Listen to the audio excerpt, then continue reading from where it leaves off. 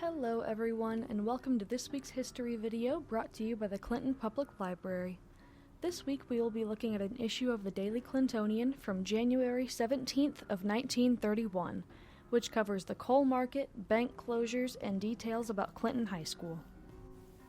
One of the hallmarks of this time period we now know as the Great Depression was bank closures, which our county was sadly not exempt from.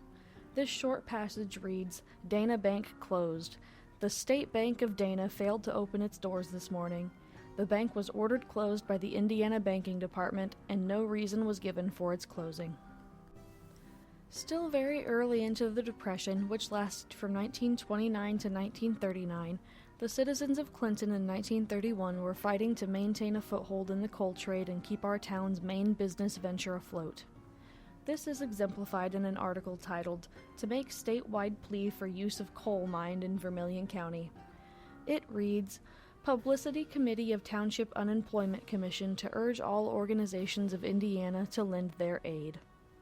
Much stress was laid on the work of the Publicity Committee of Clinton Township Unemployment Commission at the General Committee meeting held at the City Hall last night.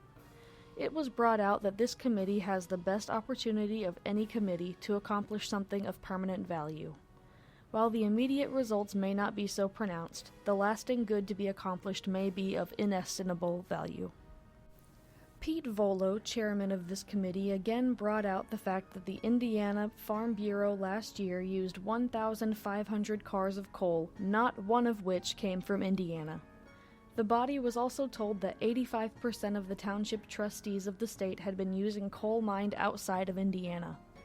It was also pointed out that the freight rates from Clinton to Chicago and from Evansville to Chicago are just about equal, despite the fact that Evansville is 195 miles further from Chicago than Clinton. To send letters. This publicity committee, in furthering the movement to get Vermilion County coal on the markets of the state, is to get out letters to the different organizations of the city pertaining to the subject.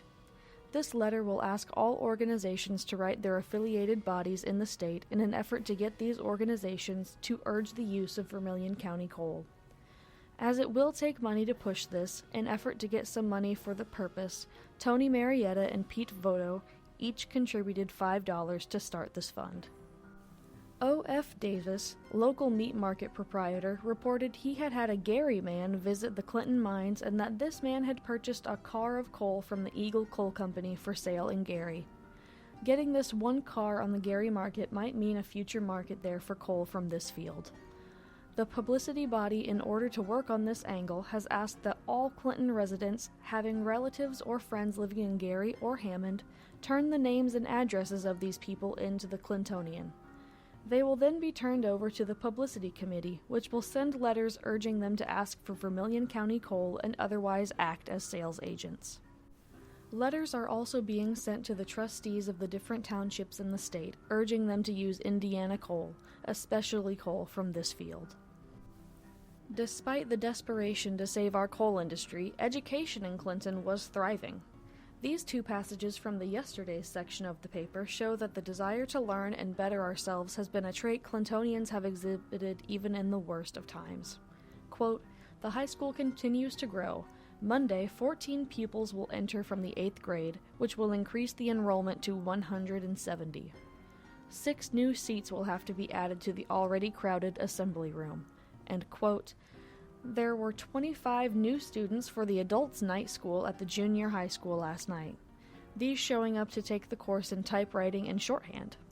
Miss Lula Schoolfield, the regular teacher in this work, is in charge, and she started them right off with a couple hours instruction and practice."